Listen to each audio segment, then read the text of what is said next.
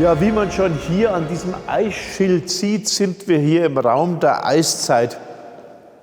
Die meiste Zeit der Erdgeschichte ist das Klima relativ warm und wir wissen nicht warum. Vor etwa 2,6 Millionen Jahren beginnt das sogenannte Eiszeitalter. Das bedeutet eine relativ lange Eiszeit von etwa 100.000 Jahren, folgt immer auf eine kurze Warmzeit oder Zwischeneiszeit von etwa 10.000 Jahren. Und dieser Rhythmus geht nun seit, wie gesagt, 2,6 Millionen Jahren so. Es gibt während dieser ganzen Zeit Menschen, allerdings nicht Menschen in Europa. Die Menschen, die nach Europa kommen, bewältigen aber in Mitteleuropa diese Eiszeiten vergleichsweise gut. Und zwar deshalb, weil sie natürlich über Kleidung, Feuer und Behausung verfügen. Diese Menschen haben aber einen großen Vorteil mit der Eiszeit, denn in Eiszeiten ist es so, dass es große Tierherden gibt. Es gibt wenig Pflanzen, aber riesige Tierherden, die in diesen weiten Steppengebieten grasen, also etwa Rentiere, Hirsche, dann Boviden. Kurzum, die Biomasse ist im Wesentlichen in den Tieren gebunden und das ist natürlich für die Jagd ideal. Wir sehen es heute noch in subarktischen Gebieten, etwa bei großen Rentierherden. Man darf sich das nicht so vorstellen, dass bei der Eiszeit immer Eis da ist und es immer eiskalt ist, sondern das Klima wechselt innerhalb dieser 100.000 Jahre relativ heftig. Es kann für einige 100 oder 1000 oder 2000 Jahre relativ viel wärmer werden und es kann auch sehr viel kälter werden. Und die Menschen sind ja flexibel, sie sind ja als Jäger mobil und sie ziehen einfach den Tieren nach. Und wenn ein Eisvorstoß aus dem Norden kommt, weichen sie nach Süden aus. Und wenn das Eis wieder zurückweicht, dann folgen sie einfach den Tieren und dem Eis. Sie haben hier als Jäger keine Probleme, hochmobil das Ganze zu bewältigen. Ganz kalt wird es etwa vor 22.000 Jahren. Hier gibt es einen gewaltigen Eisvorstoß nach Süden. Das Museum hier wäre etwa 200 Meter von Eis bedeckt. Und dort wird natürlich alles zerstört. Dort werden die Felsen, die Moränen vor den Eisbergen und vor den Eisschilden hergeschoben.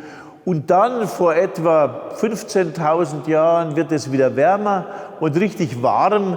In heutige Temperaturen wird es vor etwa 11.000, 12.000 Jahren. Und dann bewaldet sich auch das ganze Gebiet und das stellt die Jäger erstmal für große Schwierigkeiten, denn dann sind die Tiere sehr viel kleiner, sehr viel schwerer zu sehen und die Biomasse ist dann in Wäldern gebunden.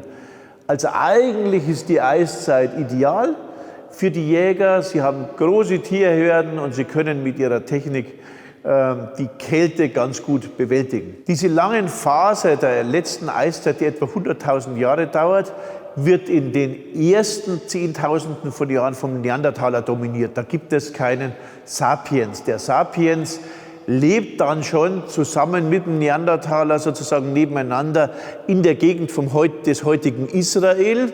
Aber der Sapiens ist noch nicht auf dem Weg hier nach Mitteleuropa.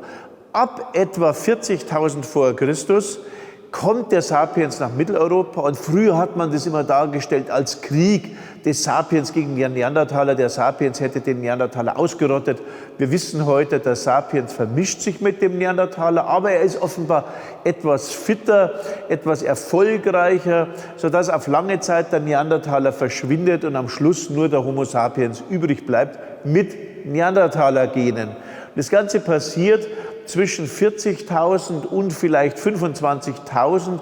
Das heißt, für mindestens 15.000 Jahre leben Neandertaler und Sapiens gemeinsam hier in Europa. Neandertaler und Homo erectus jagen mit Speeren und Lanzen. Sie müssen also nah an die Tiere herankommen und es ist eine vergleichsweise gefährliche Jagd. Es sind aber auch ganz robuste, kräftige Menschenformen, denen man so etwas zutraut. Und wir sehen an deren Knochen aber, dass sie Verletzungen haben wie Rodeo-Reiter. Das heißt, dass sie relativ nah an die Tiere herankommen.